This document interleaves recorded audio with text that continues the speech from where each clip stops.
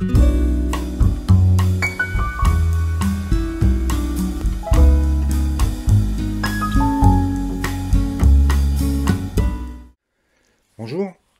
donc cette vidéo est en complément de la précédente vidéo sur la Loupedeck Plus.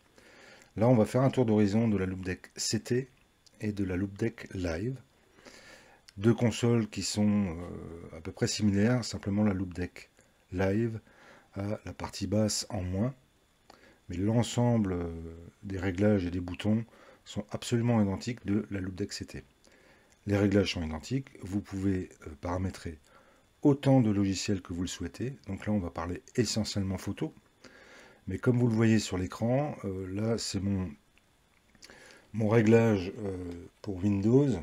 Donc là j'ai mis quelques logiciels que j'utilise, enfin, c'était pour le test, que j'utilise fréquemment, mais vous pouvez rajouter autant de raccourcis que vous le souhaitez.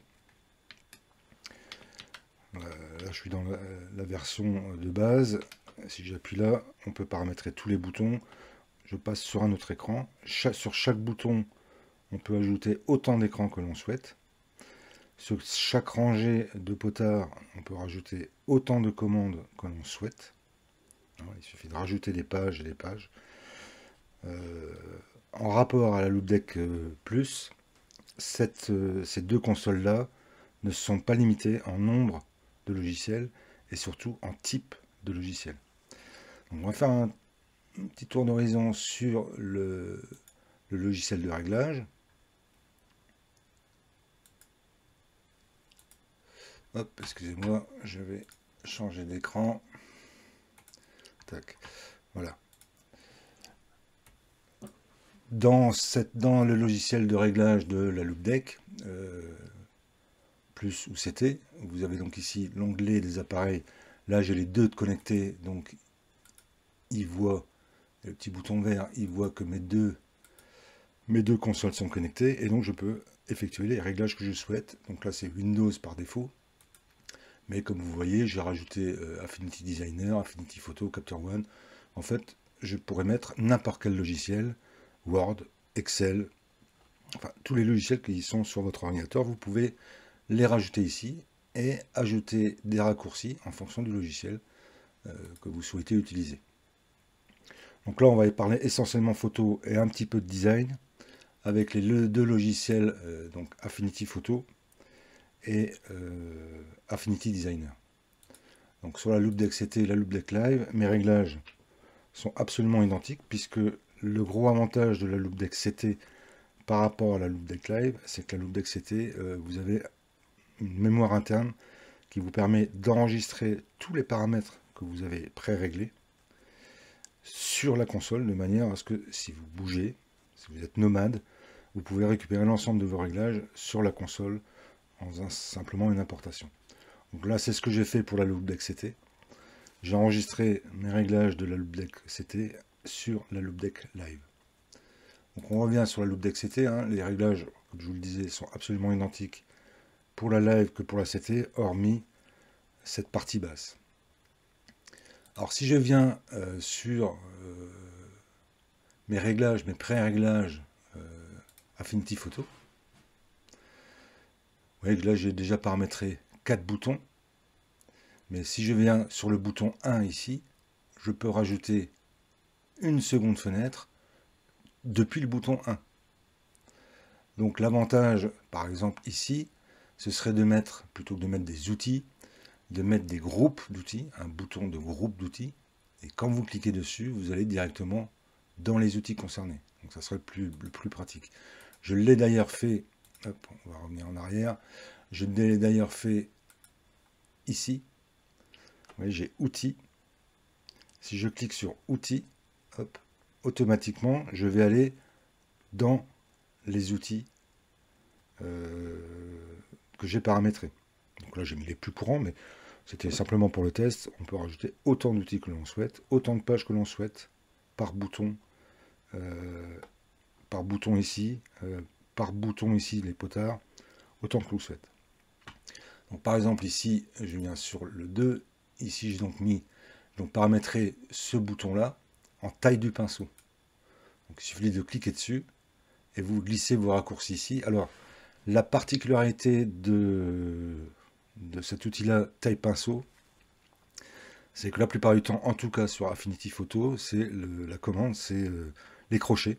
Et pour obtenir les crochets, c'est Alt-GR crochet ou Alt-GR 5. La touche 5, vous avez les crochets. Le logiciel Loupedeck ne comprend pas ce raccourci-là. Plutôt que de vous mettre Alt-GR crochet, il va vous mettre CTRL-ALT 5. Et donc ça ne correspond pas. Donc j'ai modifié les paramètres dans Affinity. Et j'ai mis comme raccourci pour augmenter ou diminuer CTRL-ALT-P pour plus, CTRL-ALT-M pour moins. Donc on va aller voir ça de suite avec Affinity. Affinity, hop, si je le vois, photo, moi je l'ai fermé. On va aller voir ça dans Affinity Photo. Je vais vous montrer comment modifier les raccourcis, c'est assez simple, hein. Vous devez le savoir. Mais on va faire un petit test de la console et vous allez voir que c'est quand même assez pratique. Alors le gros inconvénient de ces consoles-là,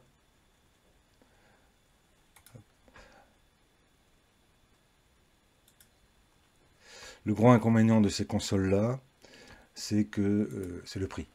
Vraiment, je vais retrouver, il faut que je retrouve mon écran pour vous montrer mon écran d'Affinity. Ok. Affinity Photo, voilà.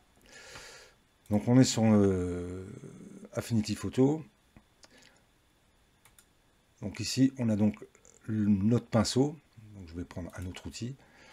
Là, j'ai pré-réglé le raccourci pinceau sur la touche B.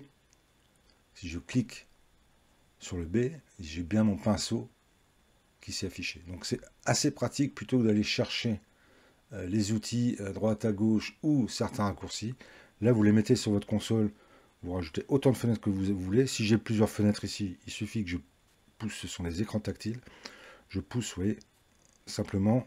Et là, j'ai l'écran 2, l'écran 1 de ce bouton-là. Donc là, je vais augmenter ou diminuer ma taille du pinceau. Vous voyez, ça marche plutôt bien. Et je l'ai également sur le gros bouton ici. Donc là, j'ai zoom et pinceau. Si je glisse, je vais zoomer sur la photo ou dézoomer sur la photo. Si je remonte, je vais augmenter ou diminuer la taille de mon pinceau. Donc vous voyez, ça peut être assez pratique. Alors identique avec la Loupedeck Live, simplement je n'aime pas le gros bouton. Donc là, on va utiliser les petits boutons. Donc c'est assez pratique plutôt que d'aller chercher le curseur ici, et dire voilà, je veux la taille du pinceau. D'autant plus que l'inconvénient d'Affinity Photo, c'est lorsqu'on bouge la largeur du pinceau, on ne voit pas la largeur du pinceau, contrairement à Photoshop ou d'autres logiciels, où en bougeant le curseur, on voit tout de suite sous la souris la taille du pinceau. Donc là, on ne le voit pas. C'est un peu dommage, je trouve. Je vais mettre mon curseur. C'est un peu dommage de ne pas voir ce pinceau bouger, la taille du pinceau bouger. Donc là, avec cet outil-là, vous avez tout de suite la bonne taille du pinceau. On va aller sur Affinity Designer. Là, c'est exactement pareil. On va bouger la taille du pinceau. Donc les pré-réglés, ça ce sont les réglages par défaut livrés avec la tablette. Vous allez pouvoir télécharger des configurations ou des profils différents sur le site de Loupedeck. Là, j'ai téléchargé celui de Affinity Designer. Donc c'est en anglais, mais tout est modifiable. Et il y a effectivement la taille du pinceau. Et ça me permet d'aller... donc si on travaille avec une palette graphique, voilà, on peut jouer avec la taille du pinceau et avec tous les outils. Si je clique ici, je vais aller chercher la pipette de couleur. Tac, et je me rends compte ici. On va remettre ça là-haut. Ok, couleur. Il a bien choisi la couleur. Ici. Ben voilà. Tout est paramétrable. L'avantage également de cette console, CT, ce sont les boutons qui sont ici. Vous avez un bouton avec un clavier. Ça vous permet d'avoir les raccourcis. Tabulation, Shift, CTRL, Alt.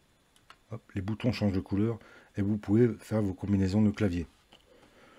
Je suis pas persuadé que ce soit vraiment vraiment utile ça, mais bon, ça a le mérite d'exister. Comme je vous le disais, on va aller revenir sur le réglage de la console. Ici,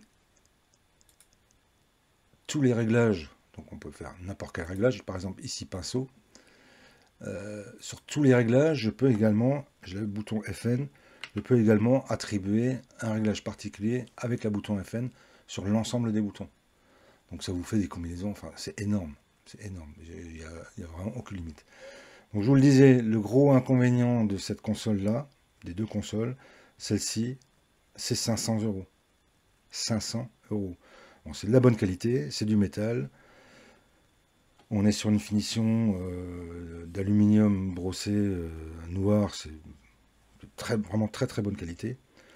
Celle-ci est à moins de 250 €, je crois. Elle est à peu près au même prix que la Loupedeck Plus, la Loupedeck Live. C'est petit, mais comme vous pouvez paramétrer autant de boutons que vous le souhaitez, c'est quasiment infini. Donc ça, c'est plutôt pas mal. Alors cette petite console-là, la Loupedeck Live, est livrée avec ce petit support qui se place derrière de manière à pouvoir relever la console et qu'elle soit un peu plus accessible sur votre bureau. Voilà, elle est légèrement en biais. Vous voyez, ça lui met un petit renfort derrière. C'est pas livré avec cette console là, c'est curieux, alors qu'il y a les emplacements. Mais bon, elle est un peu plus grande, donc voilà, il faut voir. Alors, faut en avoir l'utilité. Celle-ci, pour le prix, par rapport à la Loupedeck CT qui n'est pas la Loupedeck Plus, pardon, qui n'est pas paramétrable sur tous les logiciels. Celle-ci, on peut y appliquer n'importe quel logiciel. Vous voyez, j'ai mis des raccourcis logiciels là. Pour le prix, pour le même prix, si vous devez choisir entre la Plus ou la Live, j'opterai pour la Live, sachant que vous voyez la taille. Ouais, ça c'est la taille de la console. C'est quand même pas rien. Hop, je vais éclaircir un peu, c'est curieux. Voilà. La taille de la console, elle ne prend pas beaucoup de place. À côté d'une tablette graphique, ouais, j'ai ma tablette graphique à côté. J'ai ma tablette graphique. Donc là, je suis en train de tester une XP Pen Deco Plus. Je ferai une vidéo dessus. Je teste cette tablette graphique avec la Loupedeck. Donc c'est vrai que vous avez ça à côté, vous avez l'ensemble des raccourcis. Vous n'avez plus besoin de votre clavier en fait. Pas de souris, pas de clavier. Enfin voilà, c'est quelque chose qui peut être envisageable. Donc, comme je vous le disais, tous les boutons sont réglables. Ces boutons-là, vous les tournez, vous les augmentez et en appuyant dessus, vous pouvez appliquer une autre. Si je viens ici, là c'est tourner, là on appuie, on peut attribuer une autre fonction quand on appuie sur le bouton. Alors la plupart du temps, si je viens ici dans les paramètres Windows, là c'est le son, donc niveau du son, et on peut activer ou désactiver le son. Voilà, ce sont les médias, enfin voilà, ce sont les réglages par défaut, je n'y ai pas touché. Là, sur ce gros bouton-là, je peux rajouter une nouvelle page, et vous voyez qu'il y a plusieurs paramètres possibles. Donc là, j'avais l'horloge par défaut, mais sur la Loupedeck CT, j'ai l'horloge par défaut. Maintenant, vous pouvez rajouter absolument tout ce que vous voulez sur votre molette. Donc, il y a 4 commandes possibles, mais dans chaque commande, vous pouvez rajouter encore des commandes. Ouais. Donc là, on peut mettre le volume, les infos, enfin voilà. On peut vraiment faire ce qu'on veut. Là, ce que j'ai fait, j'annule. Ici, on a donc l'horloge. Et si je tourne, alors pourquoi il ne veut pas faire glisser l'action? Ouais, il n'y a pas de... Ah oui. On monte ou on descend. Par exemple, si je viens ici, on va augmenter la taille. Ouais. Non, c'était dans Windows. Alors, si je viens sur Windows, par exemple, sur YouTube, je peux monter, descendre dans les fenêtres et dans les paginations. Donc voilà ce que je voulais vous dire sur la Loupedeck CT et la Loupedeck Live. Deux consoles qui... Voilà, celle-ci, ça va être plutôt pour les professionnels, je pense, compte tenu de son tarif et du mode de réglage. Je suis dubitatif sur l'utilité de celle-ci, compte tenu de son prix, surtout. En revanche, celle-ci, 240 €, c'est un investissement, mais je pense que ça peut être très utile pour aller très vite dans les raccourcis. Je reviens sur... Voilà. Vous voyez que quand je change de logiciel, si je viens je vais revenir sur Affinity Photo. Si je viens là, je clique sur ma console, sur le réglage de ma console, il change d'aspect. Si je reviens sur Affinity, il revient sur les outils Affinity. Donc c'est le gros avantage de cet outil-là, c'est que chaque logiciel a ses propres réglages, et dès que vous basculez d'un logiciel à l'autre, les boutons changent. Si vous modifiez, je reviens là, si vous modifiez un bouton, par exemple celui-ci, je reviens à 0. Ok. On va revenir sur application. Voilà, je veux dire, ce bouton-là, ici, je veux le mettre ici. Instinctivement, la console, ici, elle a changé tout de suite. Bon, pas sur la live, puisque j'étais sur la CT, mais je viens sur la live, sur le 1. Je veux que ce bouton-là aille ici.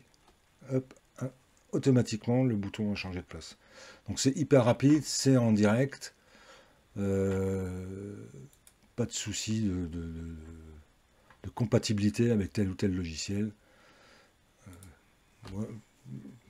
Je trouve que c'est un outil très intéressant. Encore une fois, 250 €, c'est relativement cher. Je vais recevoir très bientôt une télécommande avec une tablette graphique. Une télécommande qui peut très bien remplacer cette console-là, qui coûte moins de 100 €, mais qui n'a pas toutes les possibilités de la Loupedeck. Donc voilà ce que je voulais vous montrer. Encore une fois, je reviens sur Affinity. Le gros avantage, c'est ça, c'est que vous avez tous les outils disponibles. Si vous passez du pinceau à la plume, au détourage, au nœud, par exemple, si je viens ici, je viens sur la plume. Si je veux revenir à l'outil d'en dessous, il suffit de recliquer sur la plume et j'ai l'outil nœud. Je reclique et j'ai l'outil plume, je reclique, j'ai l'outil nœud. Donc on n'est pas obligé d'aller chercher, de cliquer sur la petite icône là. C'est pareil pour le pinceau. Si je clique sur le pinceau, je suis bien sur le pinceau. Si je reclique une autre fois, je vais sur le deuxième outil, remplacement des couleurs. Le troisième outil, outil pixel. Et le quatrième, on revient là, le pinceau doigt. Si je reclique une autre fois, on revient sur le pinceau. Ouais, on fait le tour des outils.